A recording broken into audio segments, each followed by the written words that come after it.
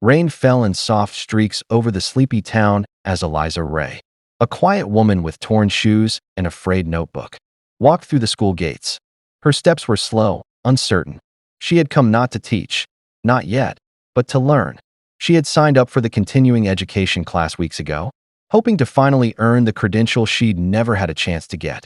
The receptionist barely glanced at her. No one knew her name. No one knew she had once lived in the orphanage behind the now shiny gymnasium. She sat in the back of the room, unnoticed, forgotten, until someone noticed the shoes. The same ones she wore as a janitor. Whisper started. A student nudged the teacher. Then came the words that would change everything. "You don't belong here." She was asked to leave. And she did, quietly. But life had already started turning the page. Eliza didn't cry when she stepped back out into the cold. She just held that notebook tighter and looked around at the school grounds. Every brick meant something to her. That rusted bell tower? She used to ring it barefoot when no one was looking. That garden bed? She'd planted tulips there with Miss Bernice, the cook who'd raised her like a daughter. She wasn't just a woman who came from nowhere. She was someone built by this very ground. She had been orphaned here, cleaned its floors, watered its lawns. But still, no one saw her. Not even the teacher, who dismissed her, remembered that this place once survived off the kindness of people. Like Eliza, as she walked away, a man in a charcoal coat watched from across the street. He tapped a small folder under his arm, the deed, the true ownership records. He knew what Eliza didn't. The folder had been sealed for 18 years. Inside was a will, old and written in trembling cursive, left behind by Charles Wilton, the man who built the school before succumbing to illness. He never had children, but he had one wish, that the school go to the girl, who once left apples on his doorstep and cleaned his wheelchair without being asked. He never forgot her. Eliza Ray, the girl with the quiet eyes and a heart made of steel. But bureaucracy had swallowed the document. It stayed locked in city records, untouched, gathering dust, until now. The man in the charcoal coat was a lawyer, tasked with finding the girl. And there she was, being thrown out of her own classroom. He stepped into the rain, opened his umbrella, and followed. Eliza had no clue that life had circled back, and justice had finally caught the scent. Eliza sat on a park bench not far from the school, her notebook resting on her lap, pages soaked at the corners. She didn't feel angry, just tired. Life had always made her fight for scraps. First in the orphanage, then in diners, then in janitor jobs where she scrubbed the floors of classrooms she never got to sit in. She'd taught herself everything she knew, from books left behind in trash bins, from borrowed library time, from watching. That school had been her dream, her anchor. And now, even that had spit her out. She didn't notice the man walking toward her until he stopped just short of the bench. He didn't speak, just held out a thick envelope with her name on it. She blinked. Who even knew her name anymore? Slowly, she reached for it. It felt heavy, like something permanent had been tucked inside. Back in his office, the lawyer had spent weeks hunting down a ghost. Eliza Ray had no credit score, no driver's license, no digital trace. Just handwritten timesheets and an old janitor ID badge from the school archives. But every time he wanted to give up, he thought of the will, of the dying man's shaky handwriting, and the urgency in his last words. Find her. Give it to her. She's the future of that place. The school board never bothered reading the original deed. They only cared about funding, donations, and who sat on the board. But law didn't forget, and neither did the past. He finally found her listed as a night cleaner at a downtown medical center. That same night, he waited outside the school, watched her enter, watched her be humiliated. And now, it was his job to put it all right. Eliza opened the envelope with slow fingers, expecting rejection or bills. What she found made her breath stop. A cover letter, her name typed clean across the top. Then legal documents stamped with the city's official seal. A statement of ownership. Property transfer, executed years ago, now being restored. The words blurred. It didn't make sense. How could she own a school that just kicked her out? She looked up at the man in the coat, eyes filled with disbelief. He only nodded. No explanation, just quiet confirmation. Behind her, the school bell rang again, shrill, cold, and distant. But something had shifted. The ground beneath her felt firmer. She wasn't the same woman anymore. That school hadn't just cast her out. It had awakened something. Something that had waited for nearly 2 decades to rise. And now, piece by piece, The school was about to remember her name. The next morning, Eliza didn't return to her janitor job or her part-time classes. She returned to the lawyer's office with the papers clutched against her chest. The building was old, like the kind found in downtown. Corners with ticking clocks and walls that smelled of leather and ink. The lawyer, Mr. Harlan, was already waiting, a fresh cup of black coffee steaming beside a thick folder of records. He motioned for her to sit, and for the first time, someone looked her in the eye as if she mattered. He explained everything: the original will, the court delays, the bureaucratic loopholes. But most of all, he explained her power. "You are the legal beneficiary," he said. "The school belongs to you. You can decide what happens next." Her fingers trembled. She didn't want revenge. She wanted change. But first, the truth needed to step into the light. The school board was in the middle of its monthly meeting when a courier arrived with sealed documents. The principal, Mr. Lanning, opened the folder casually, expecting donation reports. Instead, his face turned pale.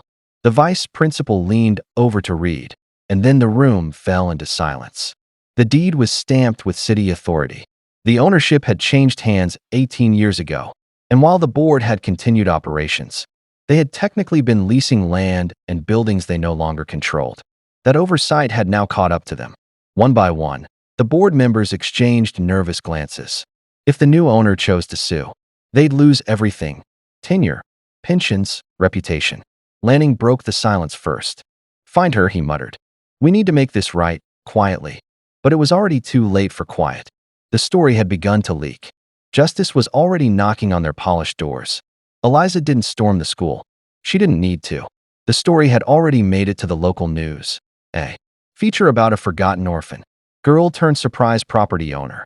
Parents started whispering. Teachers paused in the halls. Students Googled her name. And while most still didn't understand, some remembered her. A lunch lady told others about the girl, who used to mop the floors at night with a hum in her voice. A retired teacher called her the ghost of good we never thanked. Eliza returned quietly, not as a teacher, not yet, but as someone reclaiming history. She walked past the same receptionist who had looked through her days ago, past the classrooms where she once scrubbed gum from desks, into the head office, where Mr. Lanning stood waiting, suit ironed, face pale. "Ms. Ray," he said, finally acknowledging her. "You're here." She looked around once and nodded. Eliza stepped into the principal's office and took a long breath. The walls hadn't changed, same awards, same dusty trophies from long-forgotten academic contests. Yet something about the room felt smaller now. Mr. Lanning gestured toward the leather chair across from him, but Eliza remained standing. She wasn't here to negotiate. She was here to listen, to absorb, to remember. He rambled on about the misunderstanding, the clerical error, the unfortunate incident in the classroom. But every word sounded hollow. Finally, when silence fell, she placed the deed on the table, the real one, with her name, her right, her future etched in official ink. She didn't ask for his apology. She didn't need it. Some things, like dignity, you reclaim by standing still while others unravel. She turned to go, leaving Lanning frozen behind his desk. That school had forgotten her. But now, it would never forget again. Walking down the hall felt like traveling through layers of her own past. The squeaky tile near the library where she once slipped carrying a mop. The bench outside the science lab, where she'd sit and read discarded textbooks. Every inch of that place had once known her in silence. But now, the silence broke. A young boy peeked through the classroom window and whispered her name to his friend. A teacher stood up and opened her door, unsure whether to greet her or avoid her. Eliza didn't pause. She walked straight to the staff lounge and placed a copy of the ownership letter on the bulletin board. She didn't want power. She wanted change. And to bring that, she had to walk boldly through the place where she'd once been invisible. The very walls seemed to lean toward her, listening now, finally listening. The next day, everything felt different. The local newspaper ran a front-page story. Janitor turned owner, the Eliza Ray revelation. And with it came eyes. Reporters at the gates. Parents asking questions. Board members panicking. But Eliza stayed calm. She returned each day, sitting quietly in the back row of classes, this time not as a student, not as a worker, but as an observer. She watched the teachers, the lessons, the system. And every night, She scribbled notes in that same tattered notebook. Ideas. Improvements. The cracks she'd seen from the ground up. She began calling architects, education consultants, youth advocates. Not to replace, but to restore. To honor what should have been. To protect kids like the one she used to be. She didn't just own a school now. She carried its future in her hands. And this time, the door would open for everyone, not just the privileged few. On a chalkboard in the abandoned wing of the school, Eliza began drawing her vision. No cameras, no board members, just her, a dusty room, and her ideas. She mapped out reading corners for kids who needed quiet, therapy rooms for those carrying more pain than homework, after-school programs led by retired locals, grandmothers, ex-soldiers, carpenters, real-life teachers. The school had always focused on rankings and results. Eliza wanted to focus on healing, on humanity. Her blueprint wasn't flashy, it was soulful. She even listed the names of overlooked staff members she wanted to promote. That night, she erased every fancy quote hanging in the boardroom and wrote just one thing on the wall. We forgot who schools are for. Her voice had been silent for years. But now, her ideas spoke louder than any administrator ever had. Parents began to show up. Some came out of curiosity, others out of concern. But most came because they had seen the video clip, Eliza being asked to leave the class. The shame of it, the dignity in her silence. And now they were hearing about the ownership, the plans, the real story. Eliza stood before them in the same clothes she always wore, her notebook tucked under her arm. No podium, no press speech, just truth. She talked about growing up behind the school, about sweeping classrooms and reading lessons through cracked doorways. She spoke of the forgotten, the poor, the overlooked. When she finished, there were no cheers, just stillness, and a mother in the front row wiping her eyes. That was enough. She didn't want applause. She wanted change. And it had begun. The school board had one final meeting. And for the first time, Eliza sat at the head of the table. Some board members had already resigned quietly. Others stayed, trying to adjust to the shift in power. But Eliza didn't come with revenge in her pocket. She came with transparency. From now on, she said, no child will be unseen in this school, and no worker will be disrespected. Then she slid a stack of resignation offers toward them, not demands, but opportunities. Space for those who knew they'd failed to leave with dignity. Slowly, hands reached forward. It wasn't chaos. It was clarity. The boardroom, once cold and exclusive, began to soften. Not because it was taken by force, but because someone good had finally stepped into it. Someone who had once been locked out of every door, now holding all the keys. A month later, Eliza walked into the very same classroom where she was once kicked out. This time, she wasn't there to sit quietly in the back. She stood at the front, facing rows of curious young faces. The teacher had offered her the space for a special session, and Eliza had accepted, but not for a lecture. Instead, she brought in objects, a broom, a torn shoe, an old apple, a dusty book. She held each one up, telling the students what it meant. These are not just things, she said. They are the chapters of a life no one saw until it was too loud to ignore. The children leaned forward, wide-eyed. Not because she was famous, but because she was real.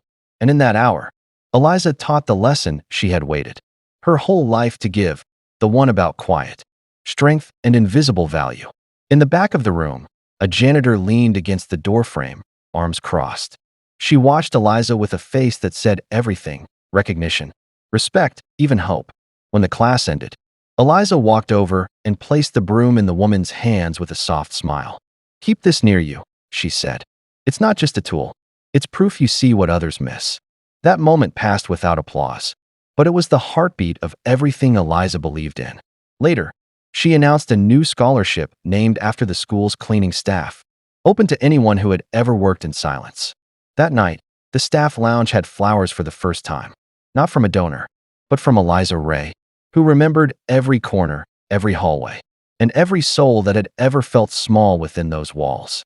Local media returned for interviews. National news reached out. Everyone wanted a piece of the orphan-turned-owner story, but Eliza turned most of them down. She didn't want to be a headline. She wanted the story to belong to those still sweeping in silence. Instead, she held a community open day. Free books, art from students, storyboards of school history, handwritten by kids. One board read, "This place used to forget people. Now it remembers." Eliza didn't make a speech. She just stood near the garden she had planted as a girl, letting the wind blow through her dress and the laughter of children fill the air. She had no crown, no title, just roots. And now, they ran deep into the heart of a school that would never again be allowed to forget what and who it was really for. Months passed, and the school began to feel alive in a way it hadn't for years. The walls had new paint, but it wasn't just cosmetic, it was purposeful. Murals painted by students now stretched across once blank hallways, filled with stories of resilience, kindness, and second chances. Eliza walked those halls every morning, not to inspect, but to connect. Teachers felt freer, kids smiled more, and staff, once invisible, were finally seen. One afternoon, a boy handed her a folded note. It read, "I want to grow up and own a school too." She smiled and wrote back, "Start by owning your story." That's what this place had become, a school not just of curriculum, but of courage. And though her name wasn't etched on the building's front yet, it was now spoken daily by those who finally understood what she had done and who she truly was. The district superintendent visited unannounced one morning, expecting to find chaos. Instead, she walked into a school brimming with quiet energy. She noticed how the cafeteria workers were being addressed with "ma'am" and "sir," how teachers collaborated instead of competed, how the janitor had a nameplate on her cart, and the front office greeted every child by name. It wasn't perfect, but it was human. The superintendent sat down with Eliza in the courtyard. No legal talk, no power games, just a question. "How did you do it?" Eliza smiled. "I gave everyone what I never got, room to be seen." The woman left without a press release. She didn't need one. What she saw spoke louder than policy ever could. And for the first time in a long time, change didn't feel like a threat. It felt like hope, built quietly by the girl no one had noticed before. On the anniversary of the school's founding, the town held a celebration, one that looked different from the ones before. There were no gold scissors or ribbon-cutting politicians. Instead, there was a long table covered in memory items, student projects, photos of the orphanage that once stood nearby, letters from past janitors, stories from cafeteria workers, and testimonies from grown men who'd once cried in those hallways but now owned businesses.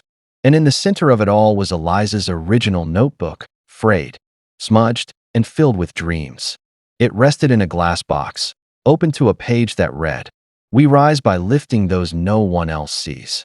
No spotlight followed Eliza that day, but as the sun set and music played under string lights, a little girl sat quietly at her feet and said, "One day, I'm going to change the world too." Eliza just nodded. Years later, the school bore new walls, new windows, but the same heart. And somewhere inside its library sat a shelf named The Quiet Builders. It held no textbooks, only journals, poems, drawings, and notes from kids who had once been ignored.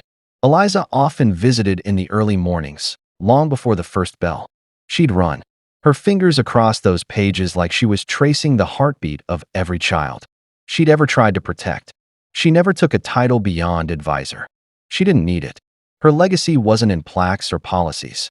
It was in how people treated the ones who came in last, the ones with quiet voices, broken shoes, or hard mornings. This wasn't just a school anymore. It was a memory being rewritten every day, and she had made sure it never again erased the ones who made it whole. A film student once asked to make a documentary about her life. Eliza declined gently. "Let the school tell it," she said. "My voice is just one of many." But she handed the student a box, old photographs, handwritten notes, newspaper clippings, and a scarf from the orphanage days. The student wept, realizing it wasn't fame Eliza sought. It was belonging, for herself, and for every overlooked soul who ever walked those halls. That documentary, The Girl Who Built a School, would one day win awards. But the moment that stayed with viewers wasn't the big reveal or the press headlines. It was the footage of Eliza, sitting quietly beside a janitor, drinking tea and watching the playground fill with laughter. That image would become iconic, not because it was loud, but because it told the truth about who she was and what schools could become. When Eliza passed, years later, there was no statue erected in her name. Instead, the school held a candlelight vigil, and every attendee was given a simple item, a broom pin, a notebook, a bookmark that read, "See the unseen." Children wrote letters. Teachers cried quietly. Former board members sent flowers anonymously. And that night, under a sky full of stars, a new scholarship was announced, not just for students, but for school workers and parents trying to finish their education. Her impact didn't fade. It spread into other schools, towns, hearts.